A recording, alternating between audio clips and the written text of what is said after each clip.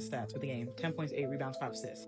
But if you dig deeper just a little bit and you look at the context of how she got to those 10 points, this woman, this supposed superstar, this face of the franchise, she shot 37.5 shooting from the field. And then look at her plus minus. A negative 16 plus minus. Do you know how abysmal you have to be? Do you know how absolute garbage you have to be to have your plus minus be that bad? This is why Chicago... The Minnesota Lynx made sure the result became part of the conversation. As the Lynx controlled the game, with Natasha Howard making her presence felt inside and Courtney Williams directing the offense, the spotlight naturally shifted back to Angel Reese, whose comments about the Atlanta Dream being the best team in the league had helped shape the pregame narrative. This is where the discussion becomes less about confidence and more about performance. Confidence is expected from elite athletes. In fact, most successful players possess it. The real question is whether the production on the court consistently matches the expectations being set. Atlanta's success has been driven by contributions from across the roster. Players such as Ryan Howard and Alicia Gray have played major roles in creating offense, scoring efficiently, and helping the team compete at a high level. Their performances have been central to the Dream's early season success. For Reese, the challenge is the same one faced by every high-profile player: increased attention brings increased scrutiny. Every statement, performance, and result is examined more closely. When expectations rise, fans and analysts naturally compare players' confidence with their on-court impact. That doesn't mean a single game defines a season, nor does it erase the potential of Atlanta's roster. But when bold declarations are followed by a decisive loss, the conversation inevitably shifts from what was said to what was shown on the court. And in professional sports, results are usually the final piece of evidence people remember. Angel Reese missed this layup so bad, her shoe ended up falling off. Offensive rebound, second chance. It's Canada for three. Weak side board falls right into the hands of Wolf. What makes this moment resonate so strongly is that, for many observers, it feels like part of a larger and ongoing narrative surrounding Angel Reese. Since entering the league, Reese has often found herself at the center of intense scrutiny. Every strong performance is analyzed, and every struggle becomes a talking point. As a result, perceptions about her game tend to linger far longer than they do for most players. When Reese moved to the Atlanta Dream, many viewed it as the start of a new chapter. The expectation was that a change of environment, teammates, and system could help elevate her game and reshape the conversation around her. But critics argue that some of the same questions that followed her earlier in her career have continued to surface. At the heart of the debate is the gap between confidence and production. Confidence is essential in professional sports. The best athletes often believe in themselves long before the results fully support that belief. But confidence alone is rarely enough. Eventually, performances, statistics, and team results become the standard by which players are judged.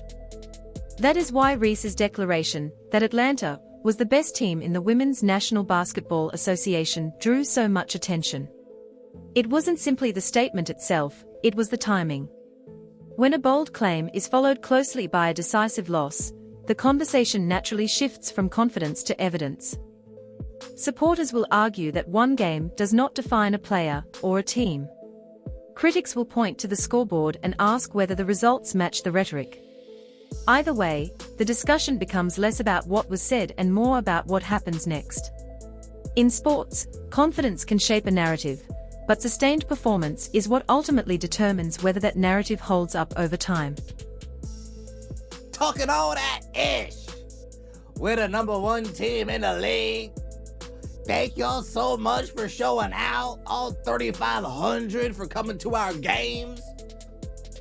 And then 48 hours later, the Atlanta Dream go from #1 to #4 as Cheryl Reeve, Olivia Miles, Courtney Williams, Kayla McBride, and Natasha Howard, going crazy over there in Minnesota, smacked the Atlanta Dream up and down the court.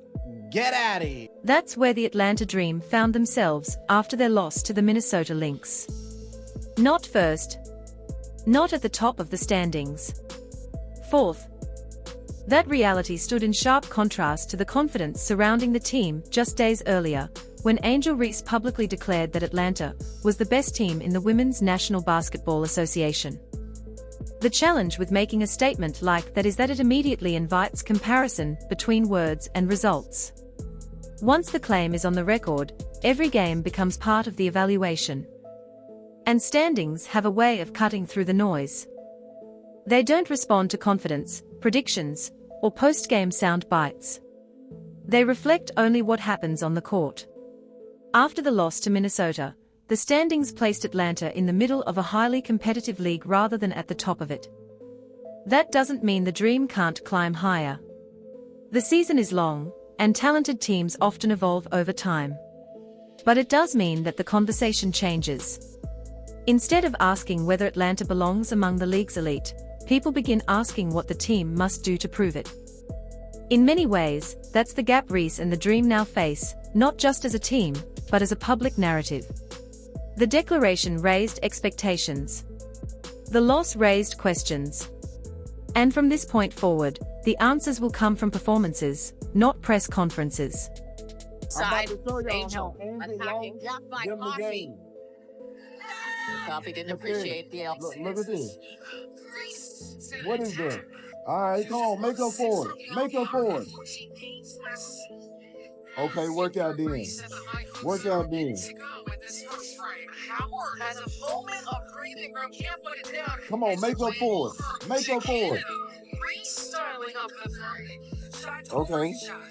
Go to the bakery. Give me them cookies. Okay. Okay. Oh, another one? Airball. The contrast between the two sides could hardly have been clearer. On one side was Angel Reese, whose comments about the Atlanta Dream being the best team in the league had become a major talking point. On the other side was Natasha Howard, who didn't need a headline or a declaration to make her case. Howard let her game do the talking. She finished with 22 points and 8 rebounds, delivering the kind of performance that speaks louder than any pregame statement. Every basket, every rebound, and every key play became part of the answer the Minnesota Lynx provided on the court. That's the kind of confidence basketball tends to reward, not confidence expressed in interviews, but confidence demonstrated through performance. Howard didn't need a microphone to make her point. She had a basketball, and she used it effectively. The broader lesson isn't that Reese was wrong to believe in herself or her team. Confidence is a fundamental part of professional sports, and every successful athlete needs it. Nor does one loss mean the Dream can't develop into a legitimate contender as the season progresses. The lesson is that bold declarations inevitably invite scrutiny. Once a statement is made, the next game becomes part of the evaluation. Every performance either strengthens the claim or raises new questions. In this case, the Lynx responded with a decisive victory. The result didn't settle every debate about who the best team in the league might be, but it did shift the conversation from words to results. Because in sports, statements create headlines. Performances create evidence. And when the two are compared, the scoreboard usually carries the most weight.